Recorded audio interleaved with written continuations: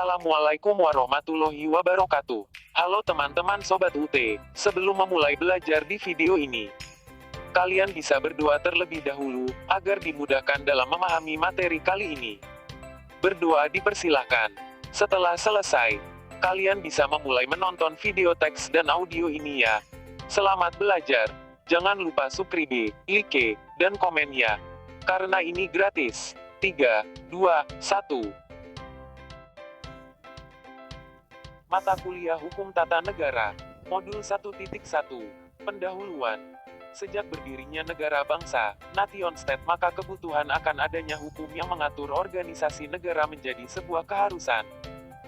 Merupakan keniscayaan bahwa pada setiap negara, membutuhkan aturan khusus yang mengatur mengenai organisasi negara dan lembaga-lembaga negara dari negara tersebut. Terlepas negara tersebut baru terbentuk ataukah sudah lama berdiri tapi belum ada aturan yang mengatur hal tersebut, seperti yang terjadi pada negara-negara kerajaan pada sebelum abad ke-17.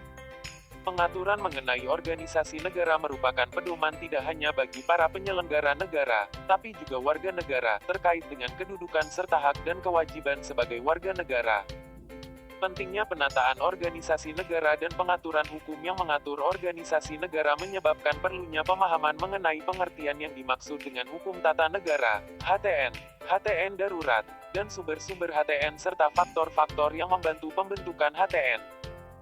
Pembahasan pengertian HTN menjadi penting tidak hanya untuk memahami organisasi negara dan lembaga-lembaga negara, tapi juga untuk memahami bahwa dinamika ruang lingkup HTN berkembang seiring dengan berbagai perubahan di bidang lainnya terutama di bidang politik, jaminan HAM serta hubungan pusat dan daerah. Dinamisasi ruang lingkup HTN berkembang tidak hanya sekadar merupakan hukum yang mengatur mengenai organisasi negara dan lembaga-lembaga negara, akan tapi berkembang pula bahwa pengaturan tersebut harus pula mencakup jaminan hak asasi manusia, HAM, dalam UUD. Perlindungan terhadap pelaksanaan negara hukum dan jaminan HAM yang menyebabkan di banyak negara diatur HTN darurat dalam peraturan perundang-undangannya. Pengaturan mengenai jaminan HAM dalam UUD merupakan hal yang mendapat perhatian dari berbagai negara di dunia, sehingga dalam UUD dari 193 negara anggota Perserikatan Bangsa-Bangsa, PBB, akan ditemui pengaturannya dalam UUD di negara-negara tersebut. Dalam perkembangannya, berbagai negara yang kemudian melakukan perubahan ataupun penggantian UUD pada umumnya juga menambah pengaturan tentang jaminan HAM dan hubungan pusat dan daerah dalam UUD-nya. Penambahan materi muatan dalam UUD mengenai jaminan HAM dalam UUD juga terjadi di Indonesia. Setelah berakhirnya Orde Baru tanggal 21 Mei tahun 1998 di Istana Negara dengan disampaikannya pernyataan berhenti oleh Presiden Soeharto, maka tuntutan diadakan berbagai reformasi di berbagai bidang mengemuka. Bagirmanan berpendapat bahwa salah satu hal yang menyebabkan ketidakberhasilan UUD 1945, sebelum perubahan, sebagai dasar pelaksanaan prinsip-prinsip demokrasi dan negara berdasarkan atas hukum antara lain disebabkan adanya kekosongan materi muatan. Salah satunya adalah materi muatan tentang HAM. Oleh karena itu, merupakan keharusan untuk mengetahui pengertian HTN, hingga hukum yang mengatur penyelenggara kehidupan negara tersebut merupakan hukum yang sesuai dan diperlukan untuk mengatur dan menyelenggarakan sebuah negara bahkan bila negara tersebut berada dalam keadaan darurat. Pembahasan mengenai HTN tidak akan bisa dilepaskan dari berbagai bidang ilmu lainnya yang terkait dengan organisasi negara, kekuasaan, dan penyelenggaraan pemerintahan. Oleh karena itu, dalam modul ini setelah membahas pengertian HTN, kemudian akan dibahas mengenai hubungan HTN dengan beberapa bidang ilmu lainnya, yaitu ilmu negara, ilmu politik, dan hukum administrasi negara. Sumber-sumber HTN dalam modul ini dibahas agar dipahami urgensi bahwa hukum yang mengatur mengenai organisasi negara harus dibentuk berdasarkan sumber hukum HTN, baik material maupun formal. Pemahaman mengenai sumber hukum HTN adalah penting karena hukum yang dibentuk berlandaskan nilai-nilai yang merupakan falsafah hidup dan tujuan bangsa Indonesia, serta mendasarkan pada kaidah bahwa hukum yang lebih rendah tidak boleh bertentangan dengan hukum yang lebih tinggi akan menghasilkan hukum yang sesuai dan ideal bagi negara Indonesia. Perubahan yang mendasar dan hampir menyeluruh dari UUD 1945 sejak perubahan tahap pertama tahun 1999 hingga perubahan tahap keempat pada tahun 2002, membutuhkan aturan pelaksana baik di tingkat pusat maupun daerah. tidak hanya perlu memperhatikan pembentukan peraturan pelaksana, delegated legislation, tapi yang mendasar untuk diperhatikan adalah mengenai sumber hukum, terutama sumber hukum material, dan kemudian sumber hukum formal. Hal ini sangat perlu mendapat perhatian karena jumlah undang-undang yang dibatalkan Mahkamah Konstitusi, maupun jumlah peraturan daerah yang dibatalkan oleh Menteri Dalam Negeri cukup signifikan dalam jumlah. Peneliti LLP Muhammad Tanzil Azizi menghimpun data putusan dari website MK sejak 2003 hingga tanggal 31 Desember tahun 2017 di mana dari 1134 perkara yang masuk, ada 1007 putusan yang diunggah, 3480 norma yang diuji, sebanyak 574 norma yang diubah baik pasal maupun ayat yang dicabut dengan total 234 undang-undang yang dimohonkan pengujian, sedangkan jumlah peraturan daerah yang dibatalkan Menteri Dalam Negeri pada tahun 2016 saja sudah mencapai 3.143 perda. Modul I berisikan pengertian HTN, HTN darurat, dan hubungan HTN dengan bidang ilmu lainnya yang meliputi ilmu negara, ilmu politik, dan hukum administrasi negara, yang dibahas dalam kegiatan belajar 1, sedangkan kegiatan belajar 2 akan membahas sumber hukum HTN yang terdiri dari sumber hukum material dan sumber hukum formal. Bagian-bagian yang dikemukakan dalam modul 1 ini, secara keseluruhan, akan disajikan dalam bentuk kegiatan yang terbagi atas penjelasan materi dan latihan. Setelah mempelajari modul ini, secara umum mahasiswa diharapkan dapat menjelaskan dengan baik tentang pengertian dan sumber hukum HTN. Selain itu, secara khusus mahasiswa juga diharapkan memiliki kemampuan untuk menjelaskan 1. Pengertian HTN termasuk istilah HTN dalam bahasa Inggris, Prancis, Belanda, dan Jerman. 2. HTN darurat termasuk istilah dan pengertian HTN darurat serta pengaturannya. 3. Hubungan HTN dengan ilmu negara. 4. Hubungan HTN dengan ilmu politik. 5. Hubungan HTN dengan hukum administrasi negara, HAN. 6. Asas-asas pembentukan peraturan perundang-undangan. Dan 7. Bentuk peraturan perundang-undangan yang merupakan sumber hukum formal. Anda sangat diharapkan untuk memahami materi modul ini secara mendalam sehingga tujuan yang telah dikemukakan sebelumnya dapat dicapai. Dengan memahami modul ini maka Anda akan lebih mudah untuk mempelajari dan memahami modul berikutnya, dan modul-modul selanjutnya, hingga keseluruhan modul HTN dipelajari dan dipahami. Semoga dapat dimulai dengan awal yang baik untuk keberhasilan Anda pada akhirnya, yaitu memiliki kompetensi yang diharapkan setelah mempelajari mata kuliah HTN. Siapa berusaha, maka dia akan mendapatkan apa yang diusahakan. Selamat belajar, semoga Anda berhasil. Kegiatan belajar 1. Pengertian umum hukum tata negara. A. Pengertian hukum tata negara. Istilah lain yang dipakai HTN dalam kepustakaan Indonesia adalah hukum negara, yang kedua-duanya adalah terjemahan dari istilah bahasa Belanda staatsrecht. Dalam kepustakaan Belanda, istilah staatsrecht terdiri dari staatsrecht in ruimeritin, hukum negara dalam arti luas, dan staatsrecht in engeritin, hukum negara dalam arti sempit. Penggunaan istilah hukum negara dimaksudkan untuk membedakannya dengan staatsrecht in engeritin, hukum tata negara dalam arti sempit. Beberapa istilah dalam bahasa asing lainnya yang diartikan sebagai HTN. 1. Constitutional Law, bahasa Inggris. 2. Droit constitutionnel, bahasa Prancis. 3. Verfassungsrecht, bahasa Jerman. Istilah lainnya selain HTN dalam bahasa Indonesia adalah 1. Teori konstitusi. Penggunaan istilah teori konstitusi, Verfassungslehre, dikemukakan oleh Djoko Sutono. Menurut Djoko Sutono, teori konstitusi, Verfassungslehre, merupakan istilah yang tepat untuk digunakan untuk HTN sebagai ilmu, dan merupakan dasar untuk mempelajari HTN positif, Verfassungsrecht. Yang dimaksud dengan HTN positif adalah HTN yang berlaku pada waktu tertentu dan saat tertentu, misalnya HTN Indonesia jika membahas mengenai HTN yang berlaku di Indonesia. Oleh karena itu, menurut Djoko Sutono, ruang lingkup bahasan HTN lebih sempit dibandingkan teori konstitusi karena HTN hanya membahas mengenai hukumnya saja. 2. Hukum konstitusi. HTN juga merupakan istilah yang dapat dianggap identik dengan hukum konstitusi, yang merupakan terjemahan langsung dari Constitutional Law. Akan tapi, jika HTN diterjemahkan dalam bahasa Inggris maka istilah yang digunakan juga adalah Constitutional Law. Sebelum membahas tentang pengertian HTN, maka akan dikemukakan terlebih dahulu mengenai pengertian hukum, yaitu rangkaian peraturan-peraturan mengenai tingkah laku orang-orang manusia atau badan-badan, baik badan hukum maupun bukan, sebagai anggota-anggota suatu masyarakat.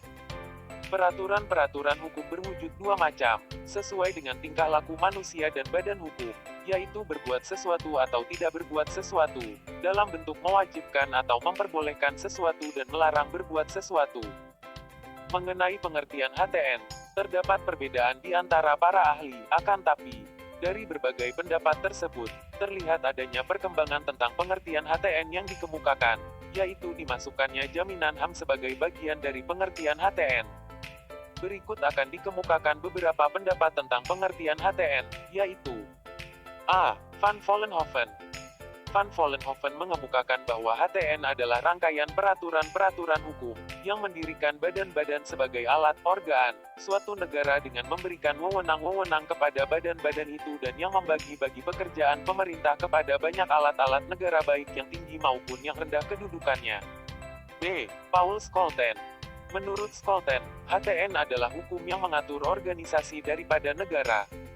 Scholten membedakan antara HTN, dalam arti sempit sebagai hukum organisasi negara, di satu pihak, dengan hukum gereja dan hukum perkumpulan sebagai bagian dari hukum perdata, hanya dengan ketentuan bahwa hukum gereja dan hukum perkumpulan tidak memancarkan otoritas yang berdiri sendiri, melainkan suatu otoritas yang berasal dari negara. C. JHA Logeman. JHA Logeman mengemukakan bahwa HTN dalam arti luas adalah hukum yang berhubungan dengan negara, sedangkan HTN dalam arti sempit adalah hukum yang berhubungan dengan negara dalam hal ajaran tentang pribadi, yang terperinci dalam jabatan-jabatan negara dan kelompok-kelompok jabatan yang berhubungan dengan negara. Dijelaskan bahwa dalam sistematika formal hukum terdapat ajaran tentang pribadi, ajaran pegangan, ajaran tentang ruang lingkup berlakunya norma, dan ajaran tentang hubungan hukum. HTN dalam arti luas juga terdiri dari ketiga ajaran tersebut dalam kaitan dengan hukum yang berhubungan dengan negara.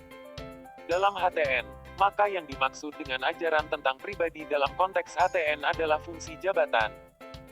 Oleh karena itu, yang termasuk ruang lingkup HTN dalam arti sempit menurut Logeman adalah personifikasi kejabatan dan kelompok jabatan, timbul dan lenyapnya jabatan dan kelompok jabatan serta kedudukan pemangku jabatan, perwakilan jabatan oleh pemangku jabatan, pembatasan kompensi jabatan, dan kelompok jabatan, hukum organisasi, dan ajaran pegangan, ajaran tentang ruang lingkup berlakunya norma.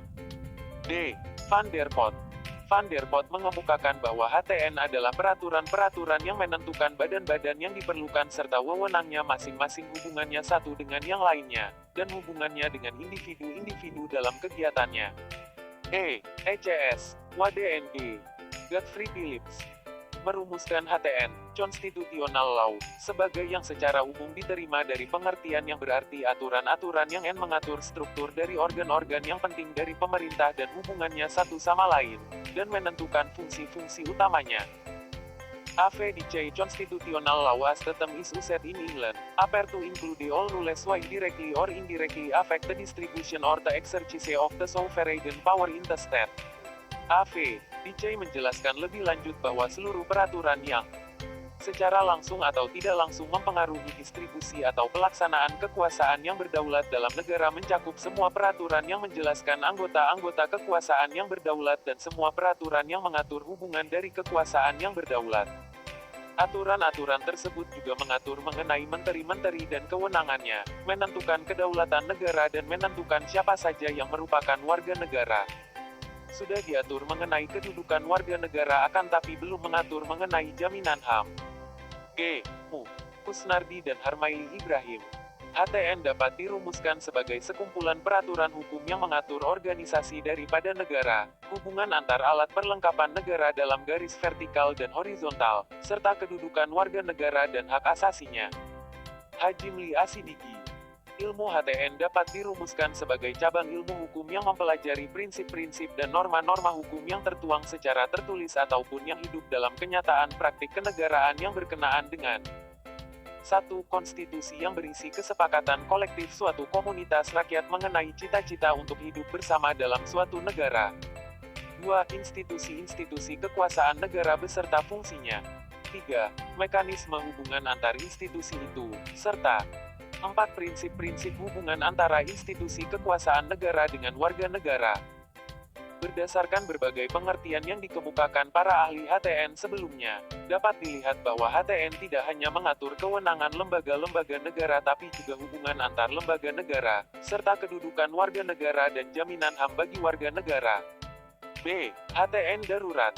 Dalam praktiknya, HTN pada sebuah negara tidak hanya diselenggarakan dalam keadaan normal tapi pada keadaan tertentu dengan syarat yang ketat dapat berubah menjadi HTN darurat.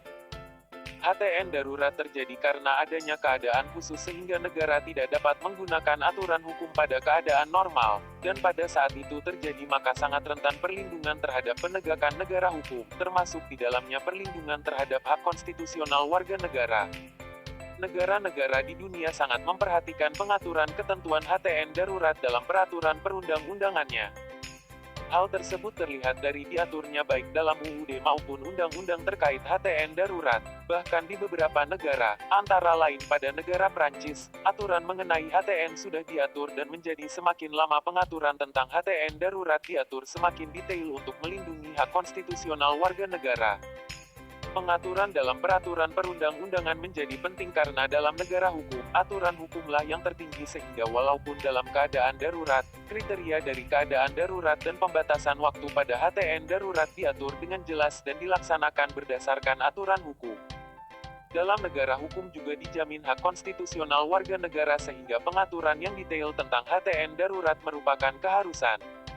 Aturan yang jelas memudahkan jika pemerintah harus dimintakan pertanggungjawaban dalam penyelenggaraan pemerintahan pada saat diberlakukannya keadaan darurat tersebut. 1. Istilah dan pengertian HTN darurat.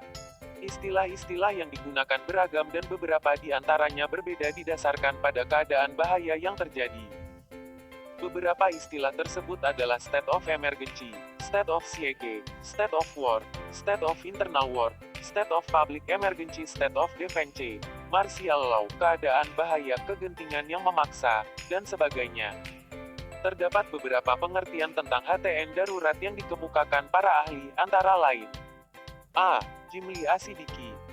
Jimli Asidiki mengemukakan bahwa objek kajian ilmu HTN darurat adalah negara yang berada dalam keadaan darurat, state of emergency, dan berbagai istilah yang dikemukakan di atas semuanya menunjuk pada pengertian yang hampir sama yaitu keadaan bahaya yang tiba-tiba mengancam tertib umum, yang menuntut negara untuk bertindak dengan cara-cara yang tidak lazim menurut aturan hukum yang biasa berlaku dalam keadaan normal. B. Herman Sihombing. Menurut Herman Sihombing, HTN darurat adalah rangkaian pranata dan wewenang negara secara luar biasa dan istimewa, untuk dalam waktu yang sesingkat-singkatnya dapat menghapuskan darurat atau bahaya yang mengancam, ke dalam kehidupan biasa menurut perundang-undangan dan hukum yang umum dan biasa. Unsur-unsur yang terutama harus ada adalah 1.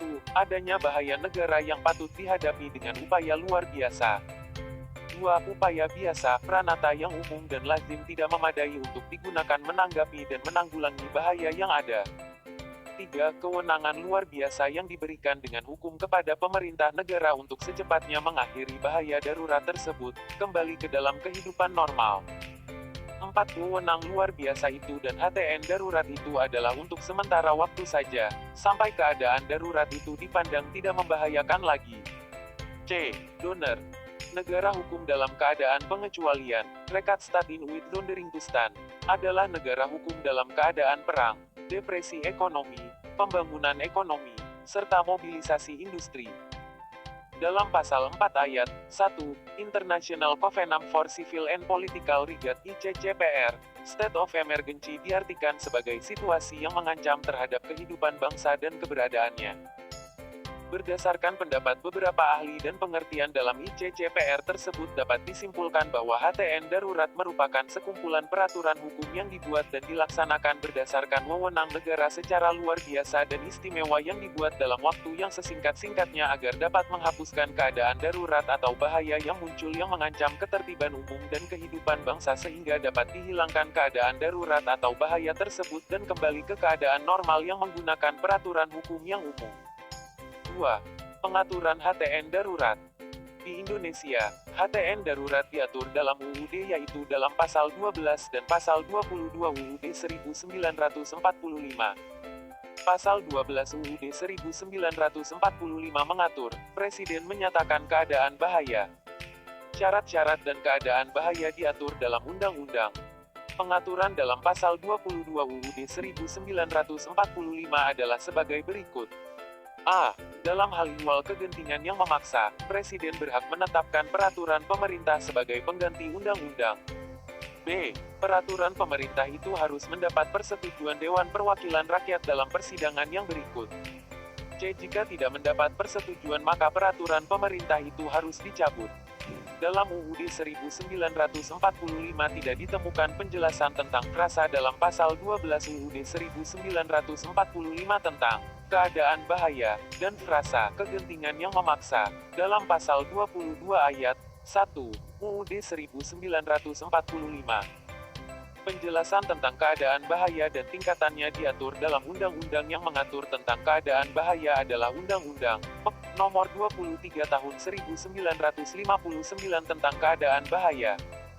Pasal 1 Ayat 1 mengatur keadaan bahaya dengan tingkatan keadaan darurat sipil atau keadaan darurat militer atau keadaan perang, apabila a.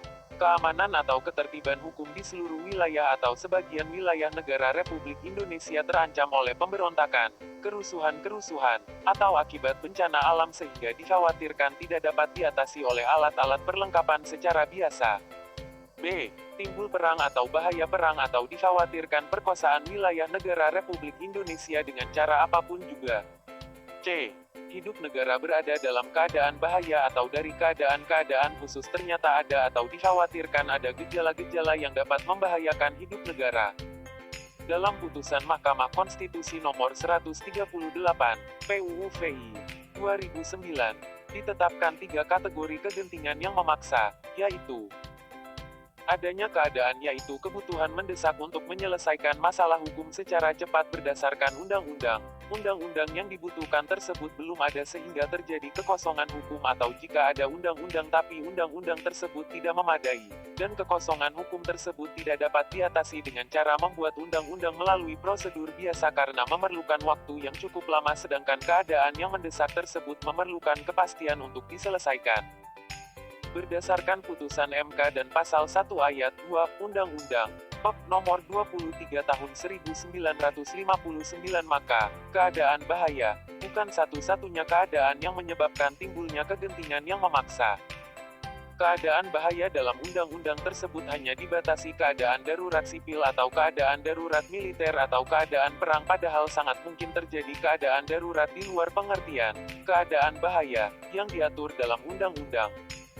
Sebagai contoh adalah Peraturan Pemerintah Pengganti Undang-Undang, Perpu, Nomor 1 Tahun 2013 tentang perubahan kedua atas UU Nomor 24 Tahun 2003 tentang Mahkamah Konstitusi.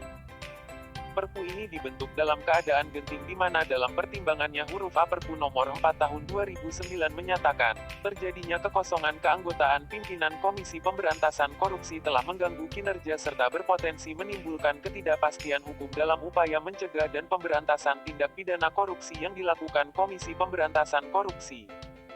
Pada saat dikeluarkannya Perpu ini, pimpinan KPK yang aktif terdiri dari 2 orang sedangkan 3 orang tidak aktif diberhentikan sementara, karena sedang menjalani proses hukum karena diduga telah melakukan tindak pidana. Pengumuman HTN darurat harus memiliki pembatasan-pembatasan yang ketat terhadap pemberlakuannya.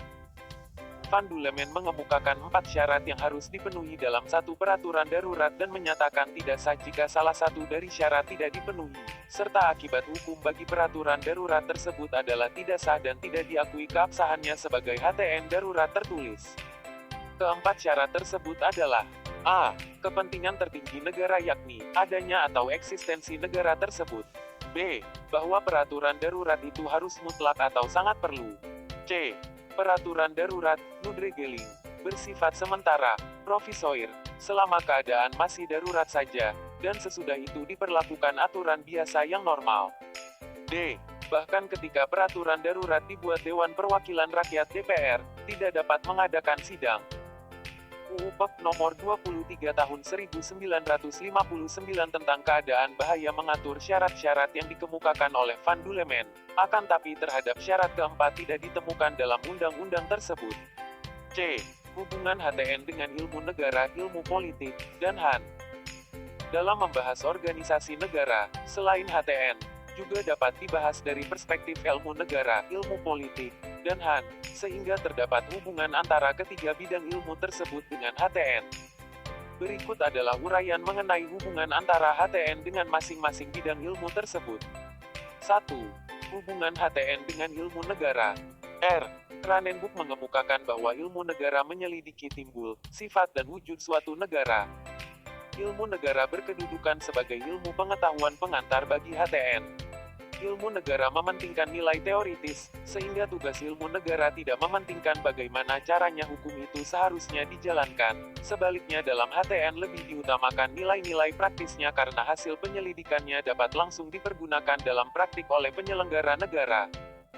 Ilmu negara mementingkan nilai teoritis, Seinswissenschaft, sedangkan HTN dan HAN merupakan Normativen Wissenschaft. Objek penyelidikan ilmu negara adalah asas-asas pokok dan pengertian-pengertian pokok tentang negara dan hukum tata negara pada umumnya. Sedangkan objek penyelidikan HTN adalah hukum positif yang berlaku pada suatu waktu di suatu tempat. Berbeda dengan ilmu negara yang membahas mengenai organisasi negara secara umum, maka dalam HTN, pembahasan sudah terbatas mengenai organisasi negara tertentu, misalnya hukum tata negara Indonesia atau hukum tata negara Inggris, dan lain-lain. Sebagai contoh dapat dikemukakan untuk menjelaskan hubungan antara ilmu negara dengan HTN adalah pembahasan tentang warga negara. Jika warga negara dibahas dari perspektif ilmu negara, maka pembahasannya berupa pembahasan mengenai warga negara sebagai salah satu dari unsur negara dari seluruh negara, sebagaimana ditentukan dalam Konvensi Montevideo 1933, yaitu bahwa negara sebagai subjek dari hukum internasional harus memiliki penduduk yang tetap, wilayah tertentu, pemerintah, dan kemampuan untuk menjalin hubungan dengan negara-negara lain. Akan tapi, jika membahas warga negara dari perspektif HTN, maka sudah tertentu warga negara dari negara yang dibahas, di mana karena warga negara merupakan salah satu unsur negara maka harus diatur dalam UUD siapa saja yang merupakan warga negara dari negara yang bersangkutan dan jaminan HAM serta pembebanan kewajiban bagi warga negara. Misalnya warga negara dalam negara Republik Indonesia, dalam UUD 1945 diatur bahwa yang termasuk warga negara ialah orang-orang bangsa Indonesia asli dan orang-orang bangsa lain yang disahkan dengan undang-undang sebagai warga negara. Pasal 26 ayat 1 UUD 1945. Sedangkan jaminan hak asasinya sebagai warga negara Indonesia, WNI, diatur dalam pasal 27 hingga pasal 31 UUD 1945. 2. Hubungan HTN dengan ilmu politik. D. Barents mengemukakan bahwa hubungan antara HTN dengan ilmu politik ibarat kerangka manusia dengan daging yang menyelimutinya, ketika kerangka manusia merupakan perumpamaan bagi HTN, sedangkan daging yang menyelimutinya adalah ilmu politik. Sebagaimana telah dikemukakan bahwa HTN merupakan hukum yang mengatur organisasi negara dan lembaga-lembaga negara, sedangkan salah satu pengertian dari ilmu politik adalah bahwa ilmu politik mempelajari pembentukan dan pembagian kekuasaan. Dalam usahanya memperoleh dan membagi kekuasaan dalam negara, harus didasarkan pada aturan hukum yang mengatur mengenai hal tersebut, yaitu HTN. Dalam praktiknya, seorang politikus tidak selalu mempergunakan saluran-saluran hukum untuk mencapai tujuan, sehingga bidang politik lebih luas daripada bidang hukum. Ilmu politik lebih mengutamakan dinamika yang terjadi dalam masyarakat dibandingkan norma-norma yang diatur dalam UUD, dan hal tersebut yang merupakan perbedaan yang mendasar antara HTN dengan ilmu politik. Hubungan antara HTN dengan temu politik dapat dijelaskan dalam contoh berikut. Dalam rangka memperoleh kekuasaan dalam negara dalam sistem demokrasi perwakilan, maka orang-orang yang mempunyai kepentingan yang sama untuk memperoleh dan membagi kekuasaan tersebut, harus mengorganisasikan dirinya dalam sebuah partai politik. Sistem, persyaratan pembentukan, persyaratan pendaftaran, bahkan persyaratan pembubaran sebuah partai politik diatur dalam UU Nomor 2 Tahun 2008 tentang Partai Politik dan UU Nomor 2 Tahun 2011 tentang perubahan atas UU Nomor 2 Tahun 2008 tentang Partai Politik yang merupakan ruang lingkup HTN. Karena pada dasarnya kebebasan untuk membentuk partai politik dijamin sebagai bentuk jaminan kebebasan berserikat yang diatur dalam Pasal 28, Pasal 28C ayat 2, dan Pasal 28E ayat 3. Perubahan kedua UUD 1945. Untuk memperoleh kekuasaan negara dalam parlemen dan pemerintahan maka partai politik harus mengikuti pemilihan umum, dan pengaturan mengenai pemilihan umum tentu saja berada dalam ruang lingkup HTN. Demikian juga berbagai pengaturan mengenai kedudukan dan kewenangan dari lembaga-lembaga negara yang ingin dikuasai oleh partai politik, merupakan bagian dari aturan HTN. Dalam praktiknya, kedekatan antara hukum dan ilmu politik melahirkan bidang kajian baru yaitu politik hukum. Politik hukum membahas bagaimana sebuah undang-undang disusun dan disahkan melalui proses politik, sehingga sebuah undang-undang tidak hanya merupakan produk hukum tapi juga produk politik. Produk hukum karena dibentuk oleh lembaga yang berwenang membentuk undang-undang, dan produk politik karena merupakan hasil dari kesepakatan politik dari para anggota parlemen yang berasal dari beberapa partai politik. 3. Hubungan HTN dengan hukum administrasi negara. Berbagai pendapat dikemukakan mengenai hubungan antara HTN dan HAN, yaitu A. JHA Logeman. Menurut JHA Logeman, HTN dalam arti luas terdiri atas HTN dalam arti sempit dan HAN. Logeman memisahkan antara HTN dalam arti sempit dengan HAN, di mana HTN dalam arti sempit meliputi ajaran tentang pribadi, fungsi jabatan, dan ajaran pegangan, ajaran tentang ruang lingkup berlakunya norma, sedangkan HAN meliputi ajaran mengenai hubungan hukum. Logeman menjelaskan bahwa sebagai pribadi, pejabat negara berwenang melakukan perbuatan hukum, diwajibkan menaati kaidah hukum, dan mempertahankan hak sebagaimana warga negara lainnya. Akan tapi karena jabatannya, lahir perbuatan hukum yang hanya sah dilakukan karena jabatan tersebut yang berwenang melakukan itu. Perbuatan hukum tersebut memiliki kaidah umum, asas-asas, dan doktrin tertentu, termasuk penataan dan penegakannya terhadap pemerintah berkaitan dengan kewajibannya. B. Van Vollenhoven. Van Vollenhoven mengemukakan bahwa HTN adalah rangkaian peraturan-peraturan hukum, yang mendirikan badan-badan sebagai alat organ suatu negara dengan memberikan wewenang-wewenang kepada badan-badan itu dan yang membagi-bagi pekerjaan pemerintah kepada banyak alat-alat negara baik yang tinggi maupun yang rendah kedudukannya, sedangkan HAN adalah rangkaian ketentuan-ketentuan yang mengikat alat-alat negara yang tinggi dan yang rendah tadi. Pada waktu alat-alat negara itu mulai menjalankan pekerjaan dalam hal menunaikan tugasnya, seperti yang ditetapkan dalam HTN. Van Vollenhoven membedakan HTN dengan HAN dengan perumpamaan bahwa dalam HTN, negara dilihat dalam keadaan diam, inrus, sedangkan dalam HAN, negara dilihat dalam keadaan bergerak, in beweging. C. Kusnardi dan Harmaili Ibrahim. Istilah lain yang dipakai HTN dalam kepustakaan Indonesia adalah hukum negara, yang kedua-duanya adalah terjemahan dari istilah bahasa Belanda Staatsrecht dalam kepustakaan Belanda. Istilah Staatsrecht terdiri dari Staatsrecht in Ruimeritin, hukum negara dalam arti luas, dan Staatsrecht in Engeritin, hukum negara dalam arti sempit. Penggunaan istilah hukum negara dimaksudkan untuk membedakannya dengan Staatsrecht in Engeritin, hukum tata negara dalam arti sempit. D. Wiryono Prodyodiki.